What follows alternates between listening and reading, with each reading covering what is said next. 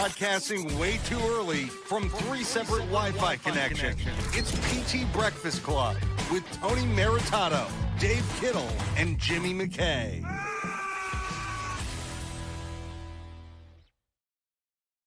All right, welcome to PT Breakfast Club, where physical therapists gather twice a week to talk about business, marketing, and occasionally realize that the problem might not be staff, it might be the system. I'm Jimmy, that's Tony. Dave is somewhere selling cream for knees. We'll get into that when he comes back next Tuesday. He's going to drop his business model. He's going to start selling stuff for knees. We're going to talk about KPIs. For some reason, that's been a conversation that several people on LinkedIn and LinkedIn and Facebook have been having, and we sort of wrapped up 2 days ago. Wow, St. Patrick's Day was just 2 days ago. Talking about KPIs, and then wouldn't you know it, serendipitously, we got a new sponsor today only, and here they are. KPI-o-meter. Not sure what to track in your clinic? Just plug in the KPI-o-meter and instantly generate a completely random metric your staff will obsess over. Arrival rate, units billed, smiles per session. Watch your team optimize for the number and accidentally destroy everything else. KPI-o-meter, because what gets measured gets messed up. And if that isn't the thing we're sort of talking about, or anyway, Larry Benz has been writing articles about this. He did a whole series on, I think this is the last episode in his series, and he writes online on LinkedIn, and he's got a Substack called The Operator. And I think it was called something like to the effect of the metric that like doesn't matter. I'll get the exact, but it's not measuring the thing that you want it to measure for. So you sort of wrapped up last live stream on Tuesday with this sort of idea. Where do you want to start with this? Well, I think we see this in business. We see it in patient care. We see it in parenting. Like, parents are obsessed with grades. Yep. Grades don't matter. I tell my 7th grader all the time, I'm like, nobody's going to care if you got a C on your history test. It does not matter. And I'm not going to be worried that you're going to be a 37-year-old who doesn't understand what the capital of Arkansas is. It's just like Little Rock. So we get these metrics, we get these ideas in our head. Patient care, patients are coming in. I can only get 97 degrees of knee flexion after my knee replacement. It's been 6 weeks. I don't care. Can you get off the toilet? Can you do, this is why you had the knee replacement, not so you're a champion goniometric, performer. Right. And then the same thing in business. It's like in business, as the business owner, I'm thinking, I need patients to complete their plans of care. I just heard you and Larry Benz talking about that in a clip you had. Completed plans of care. If the patient does the plan of care, the patient will get better. I will make money. We both win in that situation. So I think, okay, I need to improve arrival rate. I'm going to track arrival rate. What I don't realize is the person in charge, the person responsible for arrival rate, they're not making the connection that it's not about arrival rate. It's about completed plans of care. It's about success. Right. It's about achievement. But the easiest way to manage performance of arrival rate is to stop scheduling patients who don't come. So what we did, and then I'll give you a chance to talk, years ago, 20 years ago, we've always, for a long time, we've been in network with all payers, including Medicaid. Historically, patients on Medicaid who are relying on transportation through Medicaid don't have the best arrival rate numbers. They just don't. And so we said, we don't want to lose these patients. I might schedule 10 visits and get 3 that actually happen. How can I change my system to accommodate what's going on?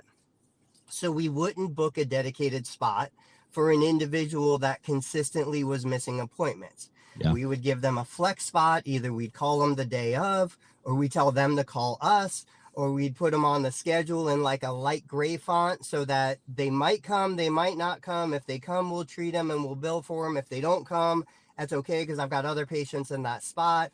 And you can do this in a compliant way.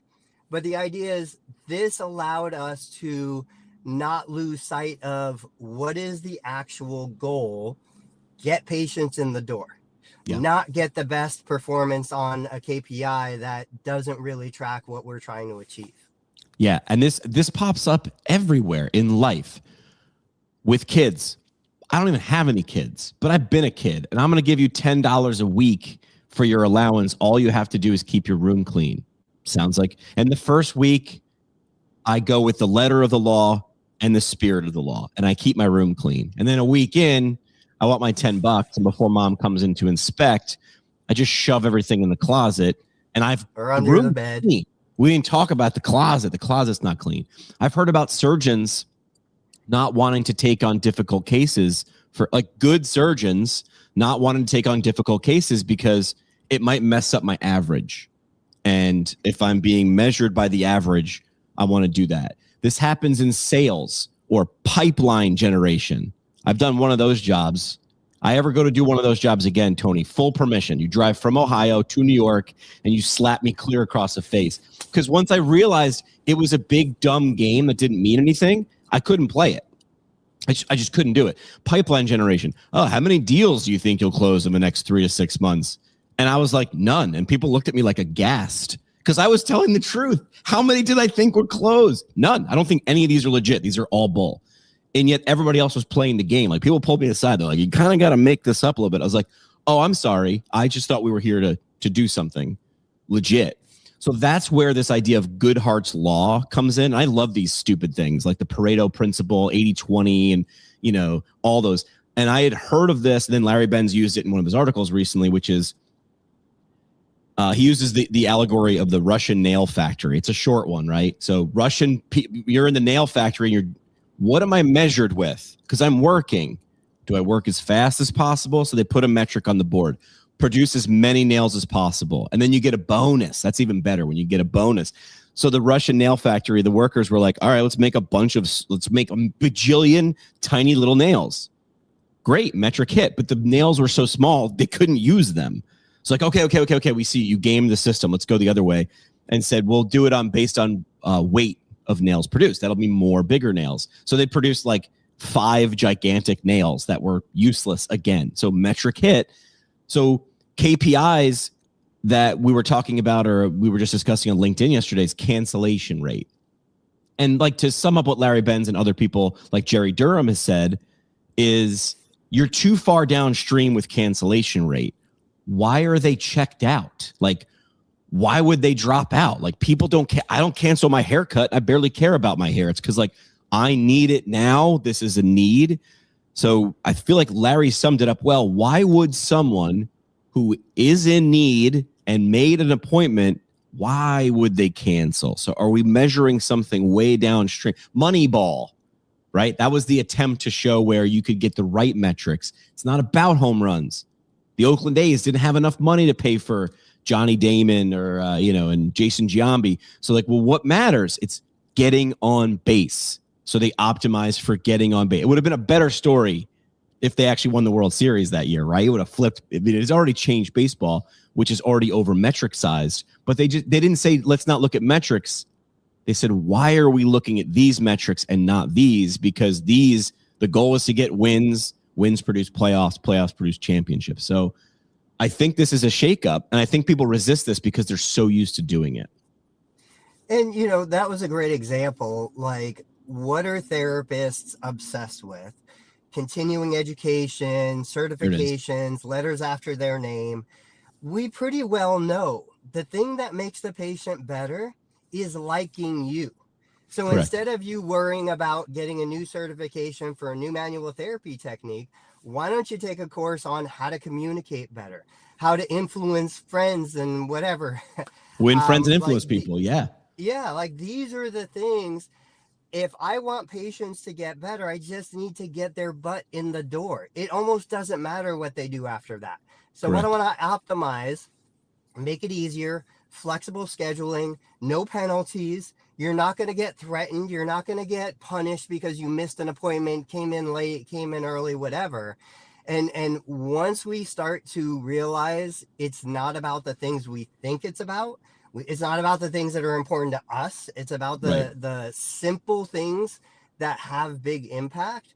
I think everything changes. Everything changes. You ever get a speeding ticket, Tony? I haven't gotten one I'm knock on wood here. I haven't gotten a speeding ticket in a long time. But if giving out tickets curbed speeding, we'd be done by now, wouldn't we? I feel like we'd just be like, it's the threat of it. No one wants to get the ticket. No one wants to speed, but I do want to get there faster, right? So we've said, I'll slap you on the wrist. Well, you don't show up, I'll give you a fee. I don't know. Like, I'm not saying don't do anything. What I'm saying is that I think a lot of the smart people who've studied this, smarter than me, go further upstream and they go, why'd that person cancel? What was it? Larry calls it the cliff. Have you seen this as well?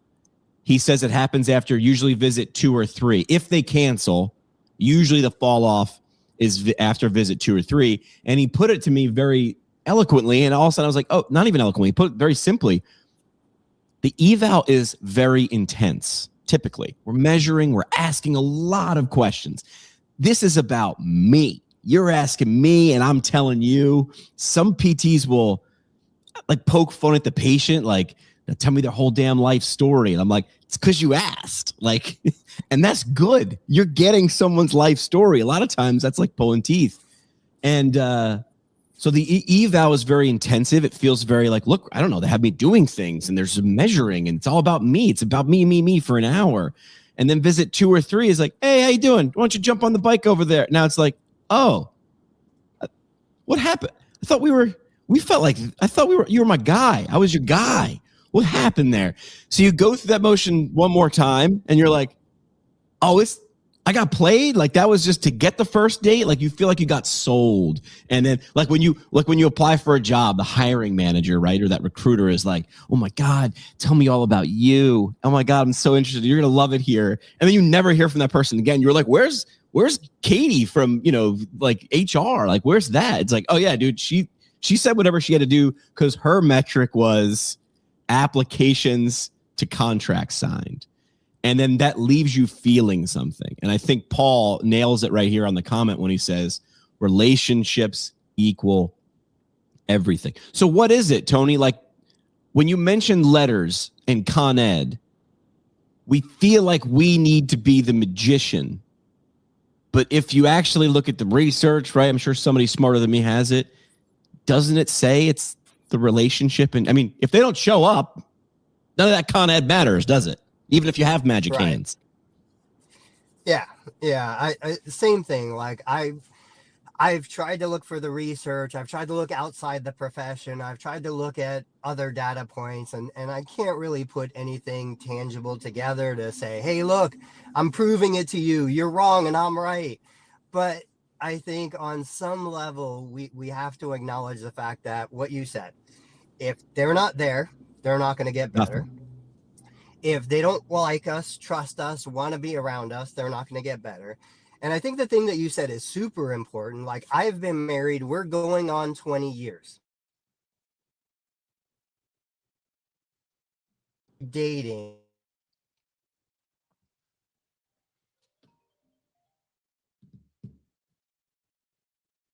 Before we got married.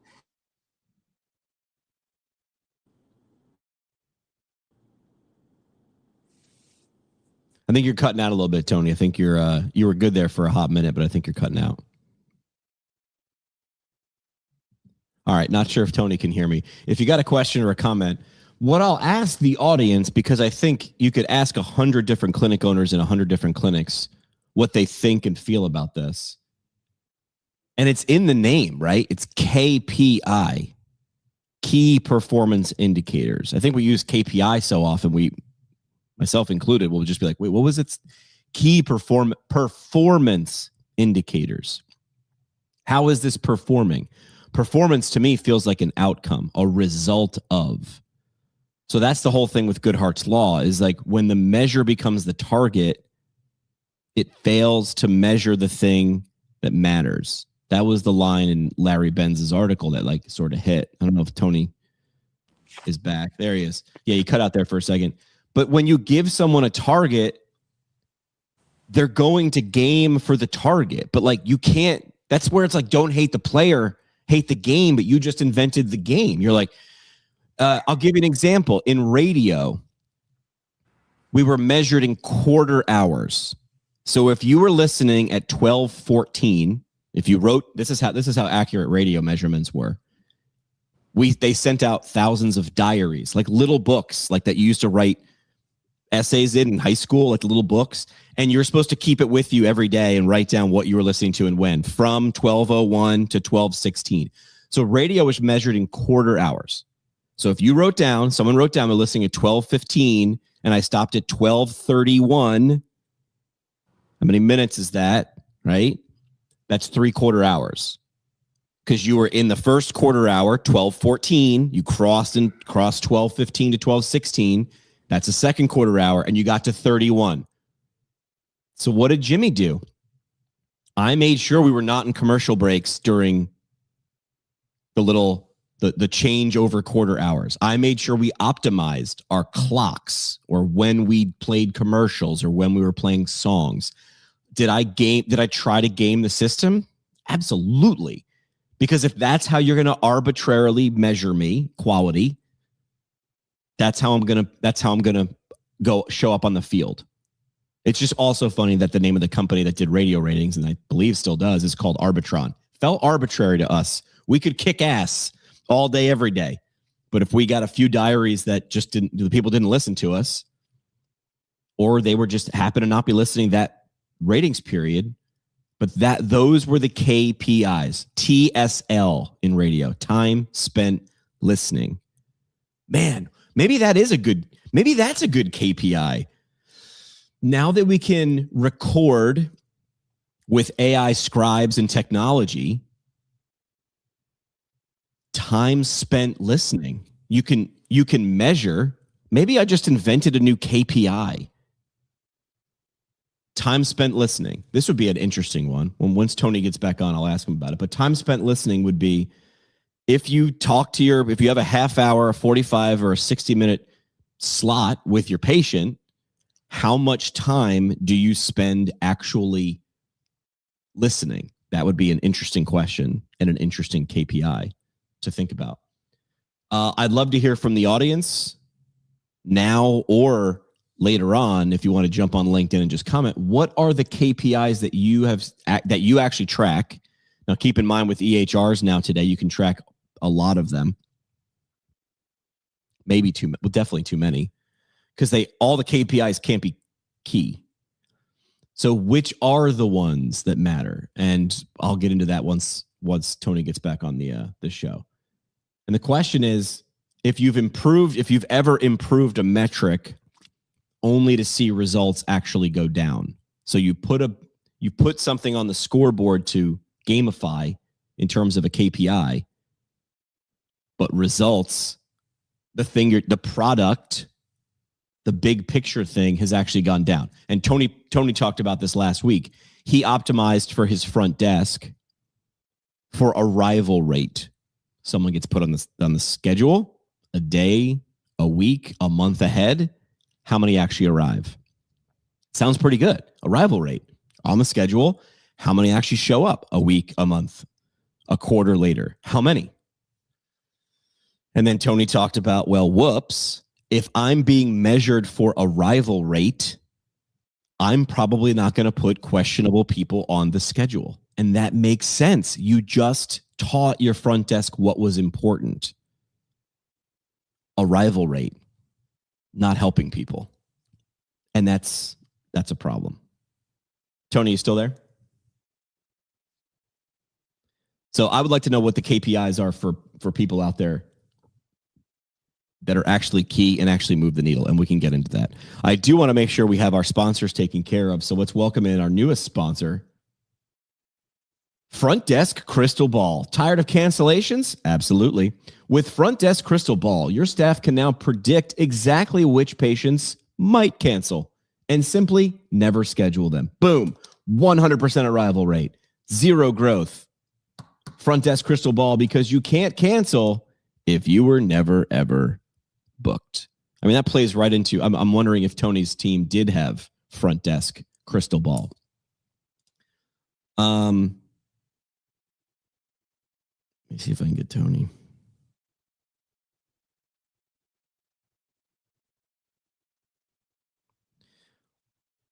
Let's move to the next topic, and then we'll come back to when Tony either calls in or can get back online. Next topic, content. We said something last show that I felt mattered. I figured out how to do it wrong a lot. That's what I said last show. That was on Tuesday. Most PT content fails, in my opinion, for one of a couple reasons, but this is a key one. I think it's made for the creator, not the platform. If you work for small organizations or you're a solo person, is the content made for you? Or is the content made for your CEO? Tony's back in the up. All right. So, hey, before we move on to content, what are the KPIs that matter? Like, let's not just bitch about something and sort of poke. What are the ones? I mean, I told everybody about how you had said last week, 2 days ago, that when you optimize for arrival or showing up, arrival, I put you on the schedule a day, a week, a month out, and then you show up. Boom, keep that number as close to 100%. And then you said your front desk figured out what game they were playing and played it well. What happened with that? Yeah, so we eventually had to get to the point where we realized, now we always were small. At our biggest, we were at 5 locations. So I could identify a single individual who understood the intention behind the KPI. There you go. Put that person in charge of the KPI, and they would perform in the way that we wanted. But if I just took a random person, if I had 100 front desk positions and tried to expect them to perform the way I wanted them to perform, it was always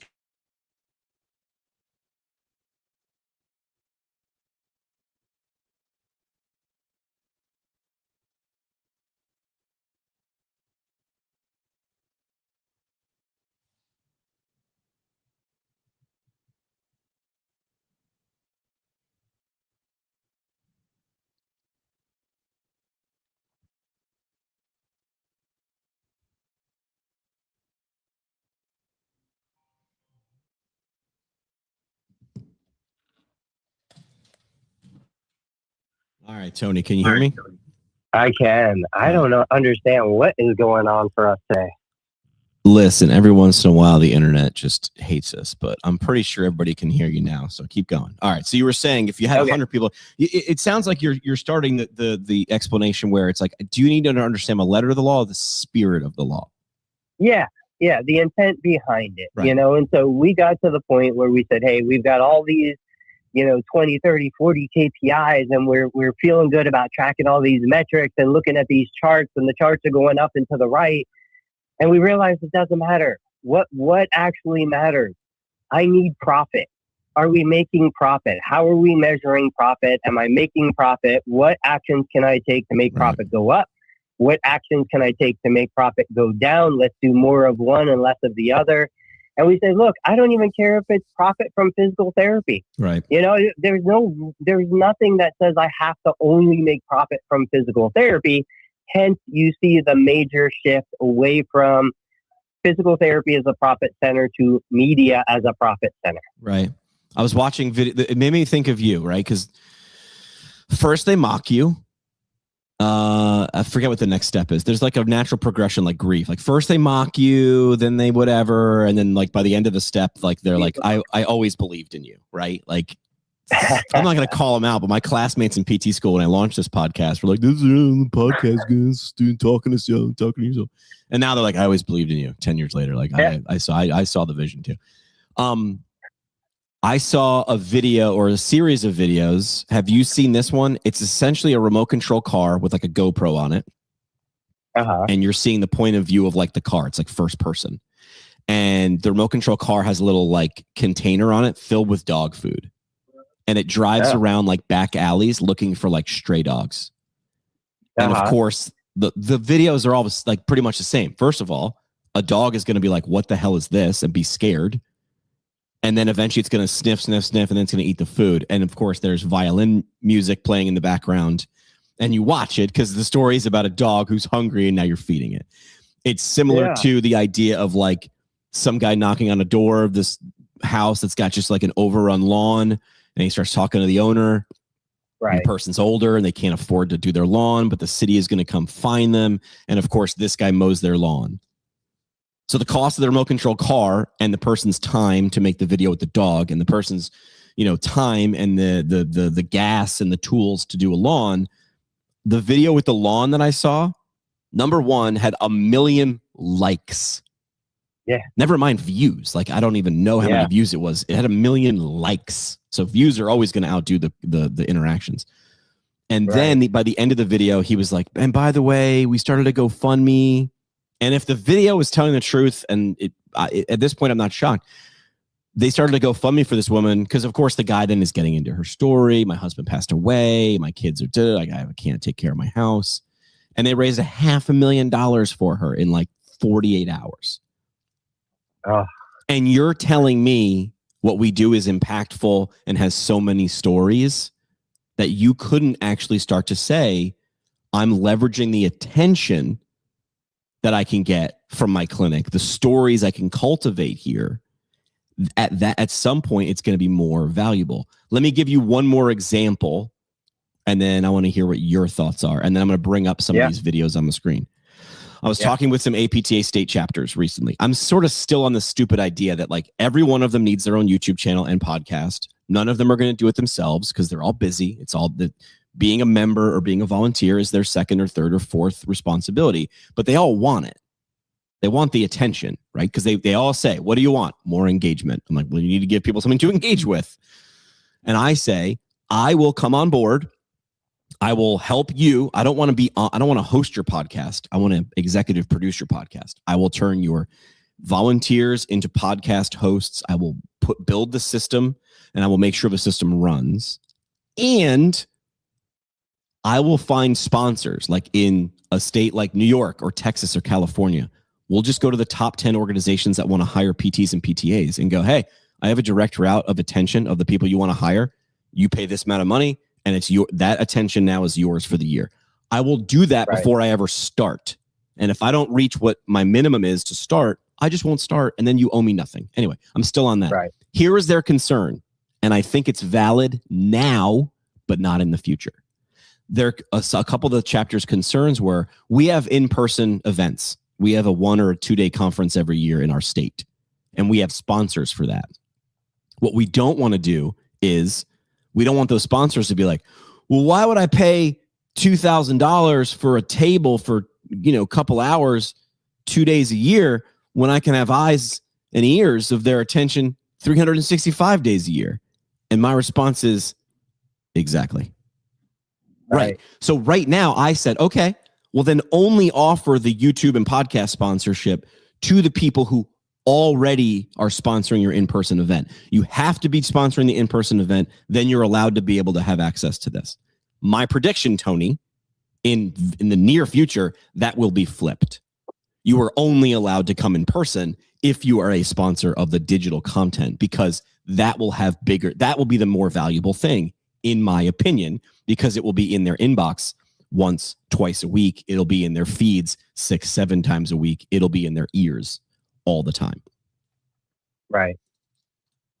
I think this is going to happen. So this just goes to your idea of like, eventually there'll be a clinic that will make more money or provide free care. And the way they monetize and recoup their costs and make money from this is the attention that they derive from it. I'm shocked we haven't seen more of it outside of our profession in medicine. Have you seen anybody in direct like patient care, like a GP doing anything like this? Like, why wouldn't they? No, I haven't seen it. I mean, we've seen, GPs and orthopedics and other people make huge media channels and completely replace their income from media, but they've never really built a native business model that said, hey, we're going to give away the healthcare for free in exchange for collecting the profits on the media side. Oh, it's like if I ever opened a restaurant, imagine a restaurant that said, we're going to give away the food for free, but we're going to charge you for the seat, for the silverware, and for the tablecloth. Right. It's just a change in mindset. But I just think that we're still in such a world where I'm going to school to become a physical therapist. Physical therapy is the most important thing. It's the most valuable thing. How can you devalue the profession? I mean, I still hear those silly arguments of, you're devaluing the profession. How could you do that? Why would you give it away for free? And this goes back to my problem with people who don't understand business and free markets and capitalism. Like, we should be innovating. We should be changing and evolving and improving. We see so many businesses that come out and serve a public customer in ways that never happened before, and everybody loves it, and everybody's quality of life is better until that company starts making too much money. And then all of a sudden, everybody wants to tear it back down. Correct. We love winners. Everybody loved the Yankees in the 80s. And then they started winning in the 90s. And everybody's like, these guys suck. These guys suck. Yeah. We couldn't buy a win in the 80s or a playoff spot. And then they started winning, and then they suck. Everybody loves you on the way up. Did you see the movie Air? Did you see the Michael Jordan movie Air? Great movie. True story. I'm using air quotes. It's generally the true story, but of course it's a movie, so they got to sort of fictionalize it. And Matt Damon, essentially, Michael Jordan was going to be like, he's going to be the big draft pick, right? He's going to go to the NBA. And now it's like, which company is going to get him for the shoe deal? Adidas, Converse, Reebok, whatever. And Nike wasn't Nike yet. Nike wasn't the Patriots yet. They were still like this fifth best sort of little step kid. And Matt Damon delivers this speech to Michael Jordan where he's like, and you'll do things that people have never seen, and they will love you for it. And then eventually he's like, and you'll reach the mountain, you'll be the greatest ever. And then all they'll want to do is tear you down. Yeah. Everybody wants you to do well. They just don't want you to do better than them. Right. That's the problem. They root for you until you're kicking ass. And they're like, he's sold out. I knew that band before they were cool. It's an internal thing. Here's the thing. While you were talking, I thought of one example in medicine and one big example outside of medicine that you actually brought up first that made me say, wow. One example in medicine of someone who I'm betting not only gives away her medical treatments for free, I bet you they've paid to fly people around the country to see her. And I'm talking about Dr. Pimple Popper. Because she needs the most ridiculous cases. Like, she needs somebody with the 6-pound lipoma on their shoulder, because that makes for some content. And whatever she's going to get out of that video, and I've got it on the screen, I'll just click videos. I won't even click popular yet. I'll just click videos. 3 days ago, she released a video, 110,000 views. 4 days ago, 85. 8 days ago, 67. If I were to click popular, I can't. Oh, I can. There's popular. What do you think her biggest videos that have been around for 10 years are getting view-wise? Or the totals? I'm going to say 3 million. 78 million. So the video was released 10 years ago. This needs context. How long has the video been around? It's been around for 10 years. It's got 78 million views. That doesn't tell the whole story, guys. We're talking about KPIs. It's still today, 10 years later, getting 35 views per hour. So like ballpark this for me, because I'm not really good with like CPM on YouTube. What's a video getting 35 views per hour or 100 views per hour? What's that making her?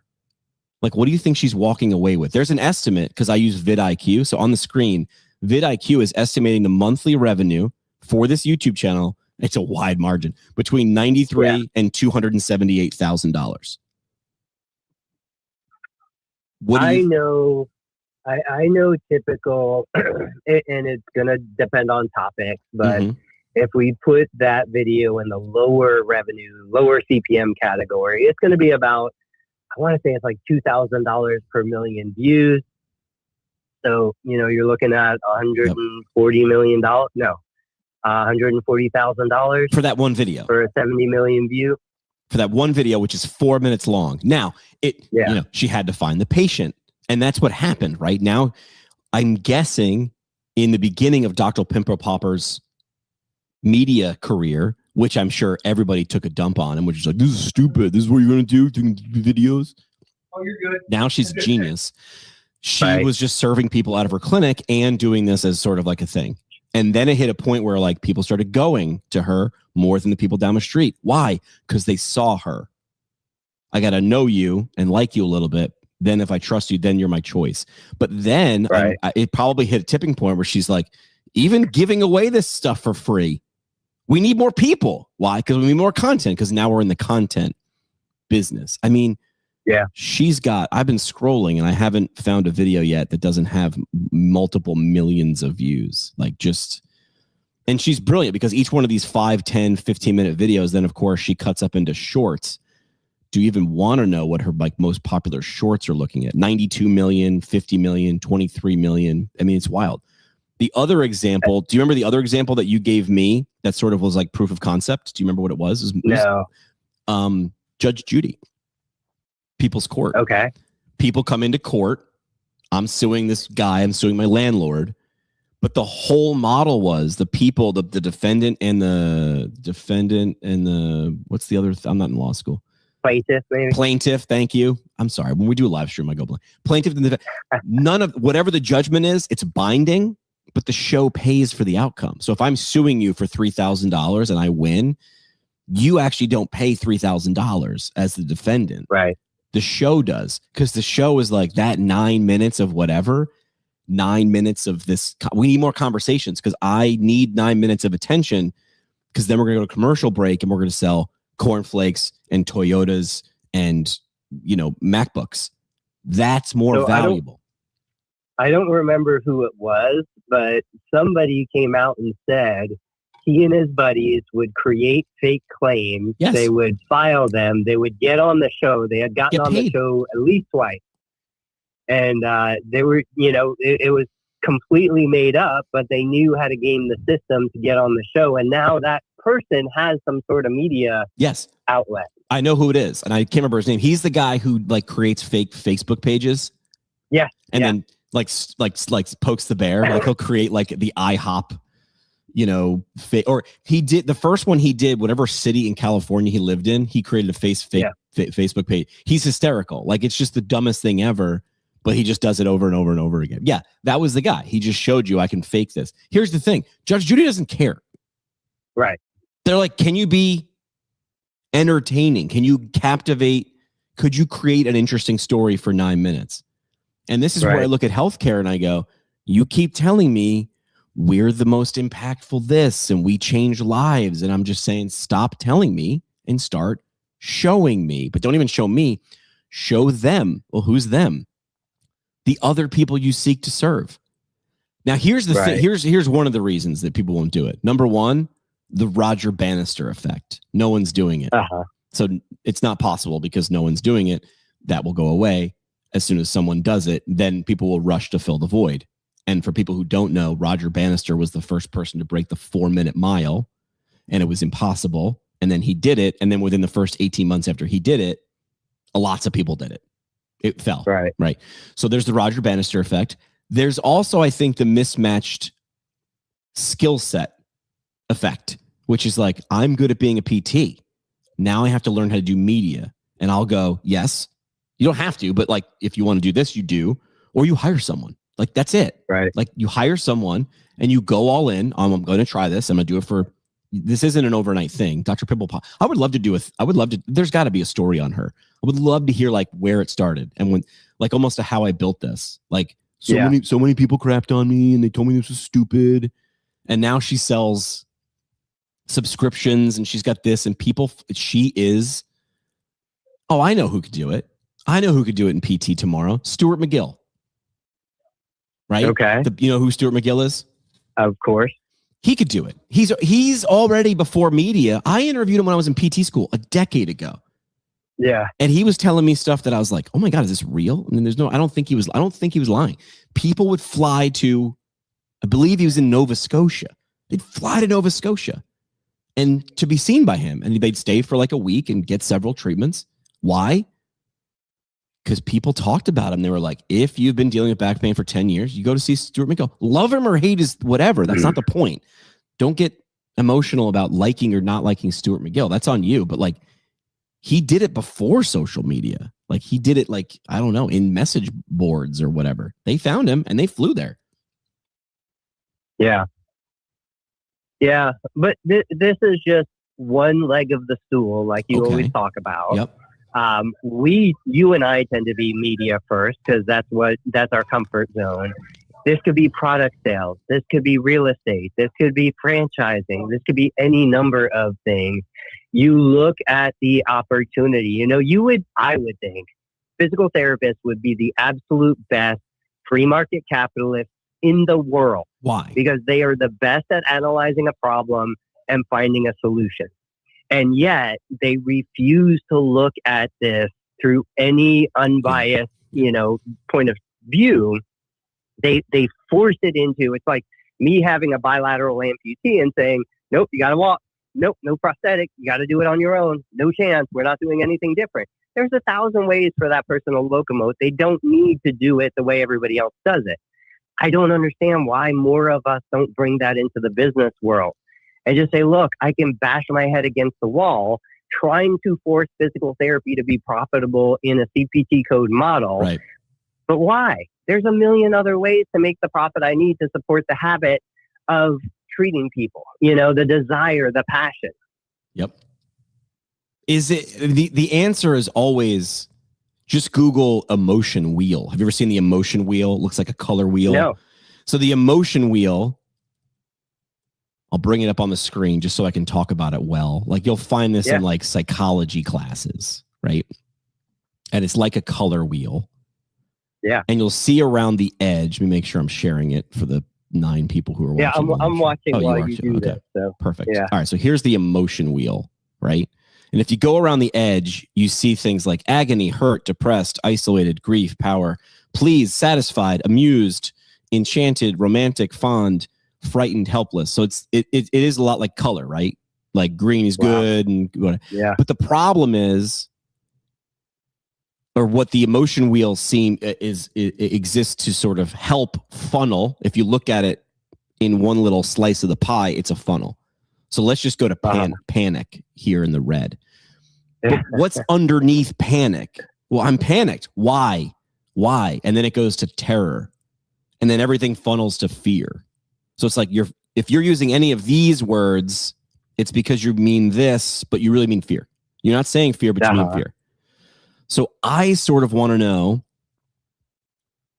what is the feeling that stops healthcare providers who, let's be honest, and I'm speaking in generalities because I have to, but like we want to prove our worth. Like I want to show you, especially PTs, right? Because we're like, we are doctors. It's like you're coming at it from a position of trying to prove yourself. I can say this because I am one.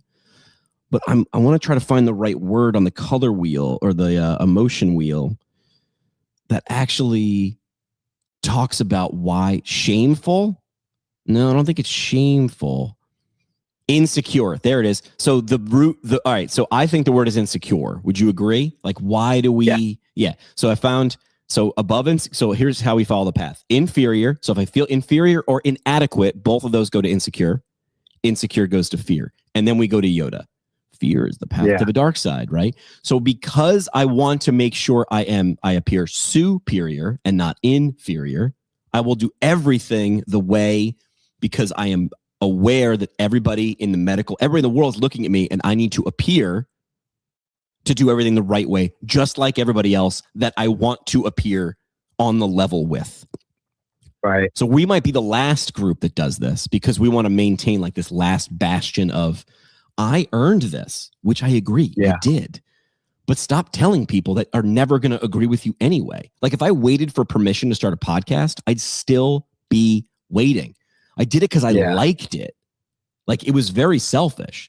So to me, you have to get to the emotion of what's stopping you, right? That's the whole point with the 12-step program is like, you have to admit.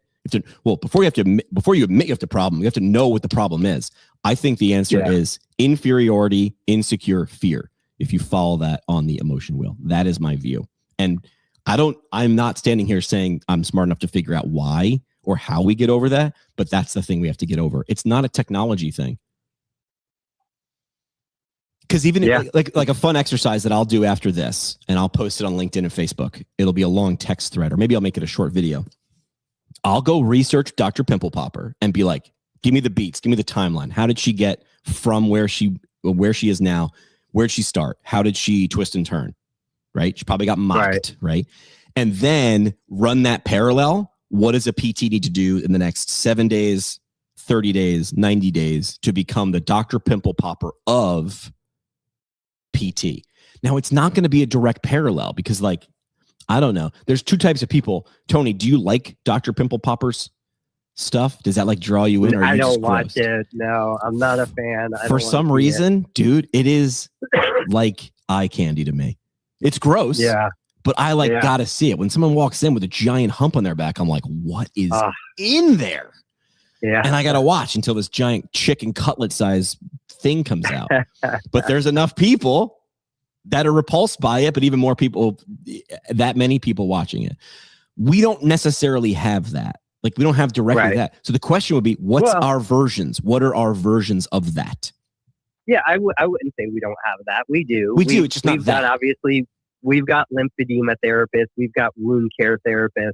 We've got therapists doing, there's always something disgusting in the clinic that's available for me. Yep. Post-surgical incisions, like those are my biggest, most popular Facebook posts. But you could even go the direction of, like, I shared a picture yesterday of a person. I don't know this person. They had a goniometer on their knee at home. It wasn't really lined up properly. I knew it wasn't lined up properly. I shared it. And of course, most of the comments were, they've got it in the wrong spot. It's not lined up. They don't know the anatomical landmarks, Right. So, like, what you're really looking at is what is inflammatory or, exciting or disgusting or whatever that doesn't cross the line, but will get eyeballs. Yep. Dave shared an awesome video that we'll talk about when he's back. That's taking off on Instagram. I want to hear, because I've been thinking about this specifically for you. You and I have had this conversation before. It's been a while. I want to hear from you. Like you just said, I want to know her story. Yeah. Why aren't you the one that's contacting her and saying, hey, I've got this podcast. I'm in the PT space, but I'm looking to expand outside. Yeah. I would love to get you on the show and hear your background, hear your story, hear your journey. And, for the last week or so, you've been, for months, you've been publishing a lot more. You've got this goal of at least one piece of content a day. And I'm like, the thing for Jimmy. Yeah, you're right. Jimmy is fighting such an uphill battle because how big is his potential audience really? Like, how many therapists are there who actually listen to a podcast about PT? Right. Narrow it down even more to business. I'm like, where Jimmy could turn a corner and be like, okay, why don't I just broaden it out? Maybe I make this more about professional service-based businesses, not just PT. What if I make this about, small businesses? Because your concepts are universal. The topics are universal. This information, it is. What we're talking about applies to every professional and small business, not just in healthcare. Damn. You got me all feeling like, I'm ready to run out of the room. But do you want to know why I haven't done it? It's on the screen. Yeah. Fear. It's fear. Because I'm good I want to stay in my corner though. It's funny that line from Dirty Dancing is like, nobody puts baby in a corner, but we wind up putting ourselves in a corner. Well, people should do this, but not me. Like you should do it. Yeah. You could do it. You could pull it off. I was talking with this woman. Do you know Farley Schweigert? Yeah. She's over here. Like if you've ever met Farley, you don't even need to know who the heck she is. Like she comes on the screen and she's just got a huge personality. If I followed her around with a camera every day, she'd spend more time smiling than not smiling. That's all I know about her. And I'm like, how are you having any problem getting people to pay attention to videos? Like her personality is oozing through the Zoom call that we were on. And she was just like, well, I don't feel like and I'm able to spot it from a mile away. I'm like, oh, you need permission. There's no such thing as permission, but she feels like it. So I keep on her ass. I'm like, have you done that thing we said? And she's like, no. Eventually she'll crack and she'll do it. And then the only complaint that she'll have is, why didn't I do this 6 months ago or 6 years ago? And I'll go, I don't know, but you're doing it now. So let's triple down on that. But you're right. Yeah. Like I should just go to Dr. Pimple Popper and be like, I should do a video where I go, hey, everybody, you should know who this is. And then DM her, not a piece of text. I should DM her a video of me in one take, looking in the camera and being like, I've been following your story for a long time. All I want to do is show PTs what you've done, or show healthcare what you've done, because I think the world needs more people like you, because you're doing something very simple, not easy, but simple and powerful. Yeah. Like, what better? I'm sure the American Dermatology Association hated her, or people in it are like, she is this and look how she does that, and they micromanage. And then there's also a portion going, hell yeah. And I'm saying, if you try to win everybody over, you are not pizza, ice cream, or sex. You can't do it. You're not those three things. You're not gonna. It's not gonna happen. So she didn't do that. She didn't wait for permission. She did it. But you're right. I should find the dermatologist. Find like that's how I should set this up. Find the different specialties. Yeah, you got Dr. Mike. Right, Dr. Mike. Her. You got so many. You can find them at all different levels. Z-Dog. And of course, then you go into like, you should be talking to the guy from the Corner Report or Corner or something. Oh, yeah. He's the guy office with all the small business ideas and just so many of those. And like I said, you and I have had this conversation. We said, who's going to be on the list? Who are you going to reach out to? I think you reached out to Seth Godin at that time. I reached out to a bunch. And he politely declined. Yeah, that's okay. Cost me nothing. Yeah. But if I knock on his door 50 times, if I don't think he's doing this to me, but if the 50th time he's like, fine. And then I give him such a ridiculously good experience. It's like the kid. Did you ever see the kid who's, this is years ago, started a Facebook channel, which became a YouTube channel. And he was like 9 and he was obsessed with like David Letterman and Jay Leno. Like, he wanted to be a late night host at like 7. And this is years ago. And then his mom or his dad was just like, ooh, like, he's not stopping. I need to shut this kid up. So they started writing letters and getting celebrities to come to their home and sit on a couch. And this like 9-year-old kid, I got to find out who that kid was, because it was great. And he would do a late night show, and then he'd share it. And then when the next time he went to do a pitch, in the pitch would probably be, and here's how we interviewed blah, blah, blah. And someone's publicist was like, this is like the Taylor Swift effect. This doesn't make any sense. Why would we take this star to do this ridiculously small kids thing? That's the reason. Like, why does Taylor Swift every once in a while show up at a wedding and sing the first song? Is because there's 97 camera phones in the audience, and it will blow up because it's such a juxtaposition. It doesn't make any sense that it completely all of a sudden being made. She can't do it every day, but when she does do it, it's insane. Yeah. Fine. Now I need to go do this. I didn't think I needed to do the things that I was saying, Tony. I thought I just stood here and told other people what they should be doing and mocked them for not doing it. Now all right, fine. I'll go. I'll try. I have no problem. I'll fail. Yeah. Here's a KPI. Good. Yeah. I mean, that's your superpower, is that you're willing to experiment and try. Hey, as we wrap up the show, can you pull up if you go to my Instagram on your desktop, go to the profile and show like the recent post? There's a KPI to measure as I'm bringing this up, which is how many times have you failed? How many ideas have failed in the last 12 months? That would be a good one. I can't even imagine. I don't know how. But that's a good one. Keep track. Yeah. All right. I'm on your Instagram. I have 2 days until spring. Yeah. Okay. So if you look at that, I want to give people something tangible, because we were talking about this in one of the Facebook groups. So a lot of these images, some are actual photos. Right. Some are AI generated images. Obviously, the 2 days until spring, that's an AI generated image. I made that yesterday when I realized I saw somebody else's post and I was like, oh, there's 2 days till spring. Everybody loves to complain about winter. Mm-hmm. I'm going to put up a post on Facebook and Instagram. So I go to ChatGPT. I'm using the $20 a month account, and I say, hey, create I said illustration in this case of, a spring scene, lots of flowers that are blooming, put a total knee replacement prosthesis in the middle of the scene, text overlay that says 2 days until spring, generate that image. And I mean, it's a decent image, you know, it's Sorry. nothing fancy. If you look at the next one, free coffee. Okay. Same thing. I was like, oh, I saw somebody standing on another post next to an A-frame in front of a coffee house. Yep. I was like, oh, that's a cool image. Hey, ChatGPT, create an A-frame image where in chalk you draw a total knee replacement prosthesis. You say across the top, free coffee with 120 degrees of knee flexion. I was trying to think of like how I could tie in the temperature of the coffee to the degrees of the knee, but it was too complicated. So I said, just do this. Yep. Generated that, 112 likes, 12 comments. Yeah.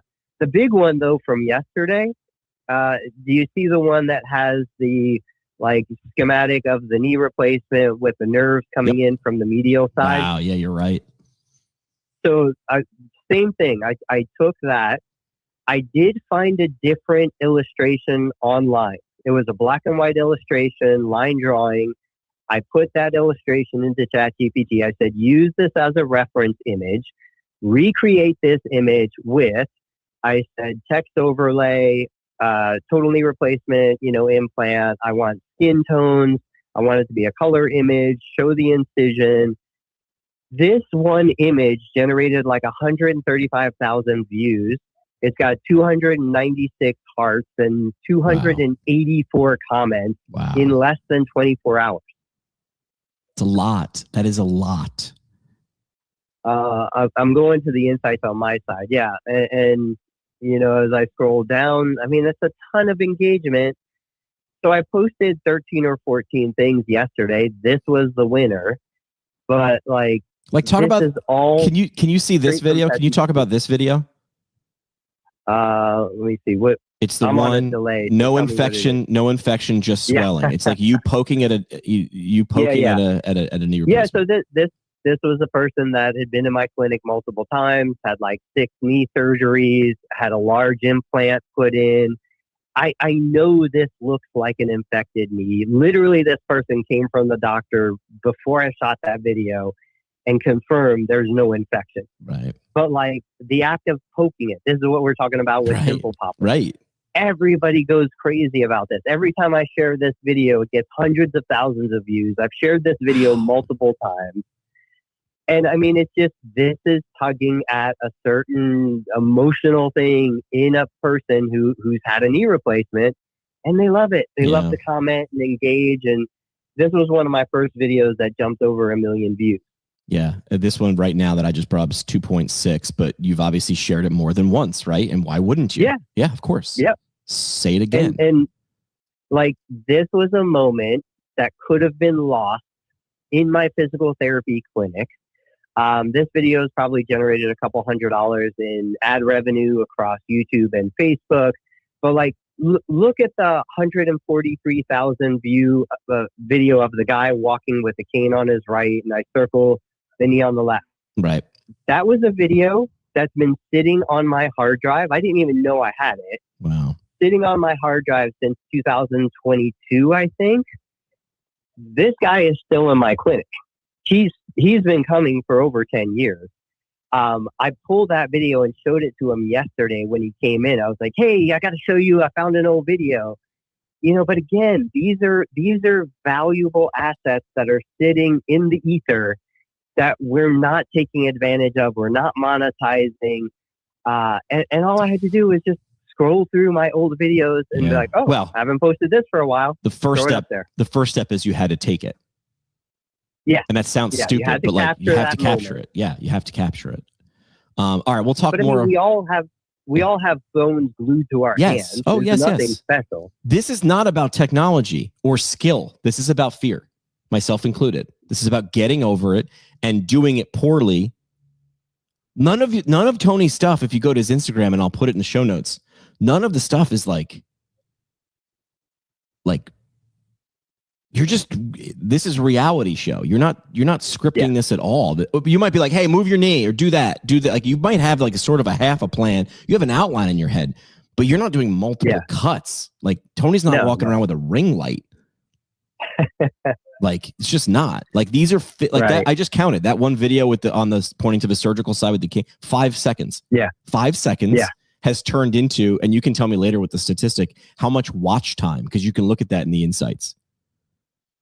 How many days probably worth of watch time of 145,000 views times 5 seconds? I mean, I could do that math quick, but I can't do that math quick. So let's dig into a bunch of content, because I wanted to talk about Judy and her cafe and her pancakes. I want to talk about that. I want to talk about Dave's rocket ship. I want to talk about my Avengers rocket ship from a month ago and how do I recapture that. So we'll get into, let's do a whole episode specific on content. We'll pick 3 sort of verticals and dive into them. Or maybe my guess is we could talk about this all day. This might be a couple episodes deep. Yeah. All right. So parting shot for today. What do you got? There's value all around us. I mean, literally value comes out of thin air. It's just a matter of choosing what you're going to monetize, how you're going to capture the value, and then putting it out there for the consumer. Choose your hard. Mine will be directed towards the listener, but also to me, which is, okay, whatever you're most afraid of, whatever you want the most but aren't doing, understand that the answer is probably fear. And I'll bring my buddy who's a psychologist on to prove me right. And he'll do a little therapy session of why that is. Understand that that's the barrier. The work that the results that you're not getting are hiding in the work that you're not doing. And that's what we'll do. So we'll talk content on Tuesday. Dave will be back. By then, his little weird video that was off the cuff will have already crossed 50,000 views. And that video doesn't make any sense until it makes perfect sense. Tony, I'll see you on Tuesday. See you, Jim. That's it. We're out. Boys, what the hell are you doing? Follow Tony Maritano on YouTube at Total Therapy Solution. Find Dave Kittle at ConciergePainRelief.com and on YouTube at The Dave Kittle Show. And follow Jimmy McKay at PT Pinecast on YouTube, the socials, and wherever you binge podcasts you pretend are for CEUs. And hey, just a reminder, none of this was for advice. This was for entertainment only. Our lawyers say that counts. Thanks, Keith.